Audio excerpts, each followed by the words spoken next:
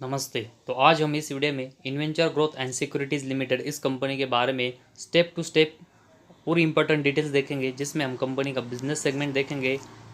साथ ही में कंपनी के फाइनेंशियल में कंपनी कैसे नंबर डिलीवर कर रही है, जैसे कि profit and loss statement, company की बैलेंस शीट में कंपनी के ऊपर कितना बोरंग्स है और उसके साथ ही में कंपनी के पास कितने रिजर्व है, साथ ही में कंपनी का कैश फ्लोज, इन्वेंट्री डेज और डेप्टर डेज, इन सभी में कंपनी कैसे नंबर डिलीवर कर रही है वो हम देखेंगे। और ये सब देखने के बाद ही हमें पता चलेगा कि कंपनी का जो ग्रोथ है वो फ्यूचर में कैसे हो सकता है और हमें कंपनी में कैसे इन्वेस्टमेंट करनी चाहिए। और इसके लिए सबसे पहले हम कंपनी का बिजनेस देखते हैं।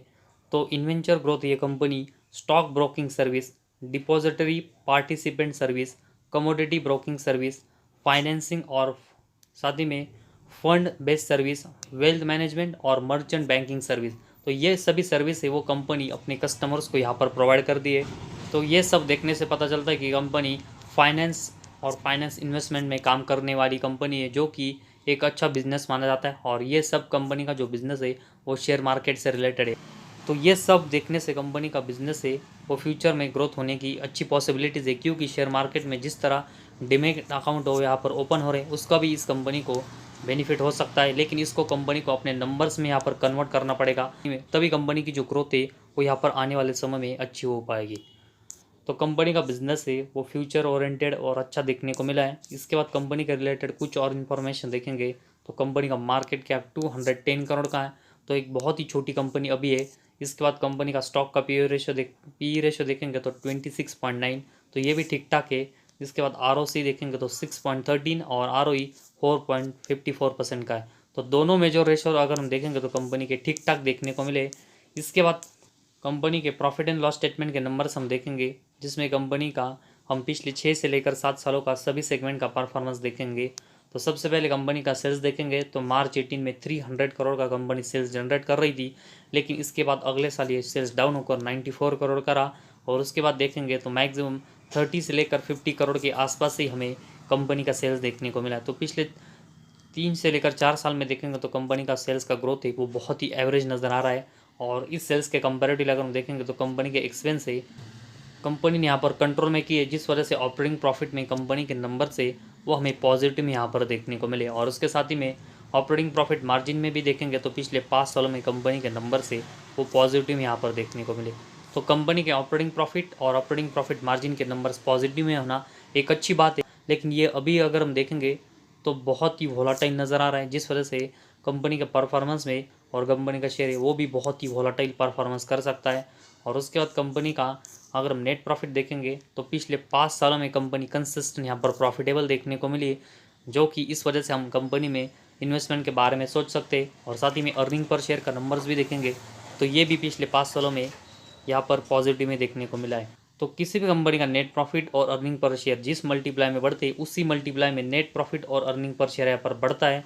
और इस कंपनी का नेट प्रॉफिट और अर्निंग पर शेयर अगर हम देखेंगे तो पॉजिटिव में, लेकिन कंपनी के नंबर्स अभी वोलाटाइल नज़र आ रहा है, जिस वजह से कंपनी का शेयर भी ज़्यादातर हमें वोलाटाइल परफॉर्मेंस यहाँ पर करते हुए देखने को मिल सकता है।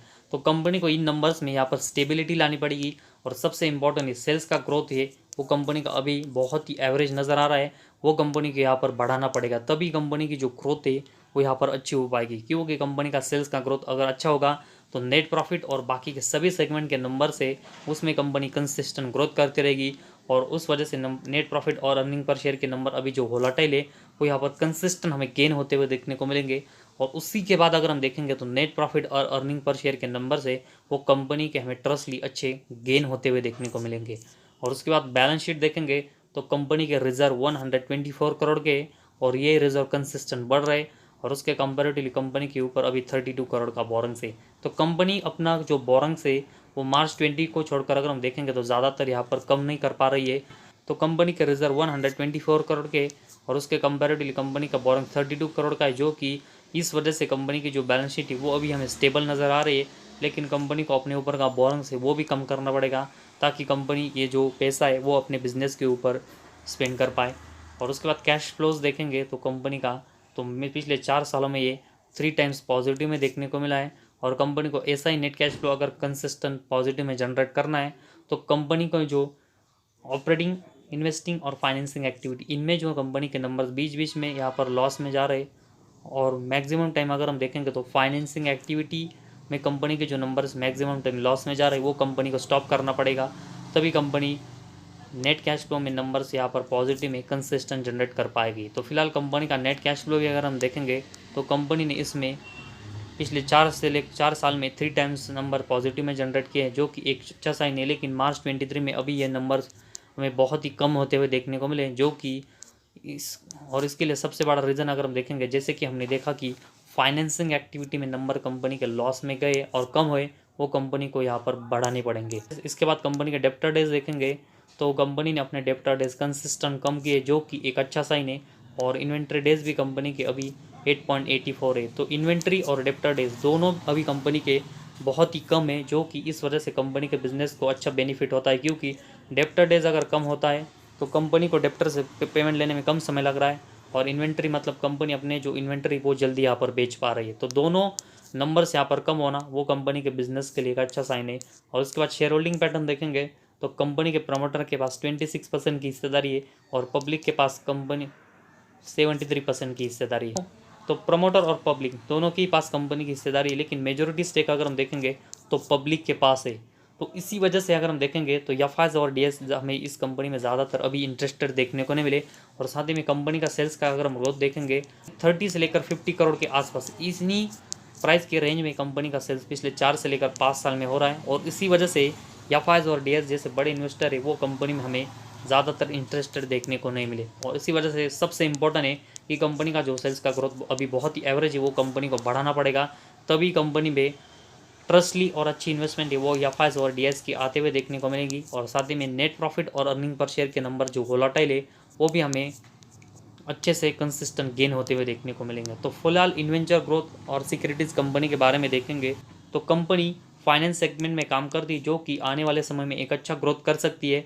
और इसी वजह से हम कंपनी में अच्छी इन्वेस्टमेंट कर सकते हैं, क्योंकि कंपनी नेट प्रॉफिटेबल है, अर्निंग पर शेयर भी कंपनी का पॉजिटिव में है। लेकिन कंपनी का परफॉर्मेंस अभी भी इन सेगमेंट में बहुत ही वोलाटाइल नज़र आ रहा है।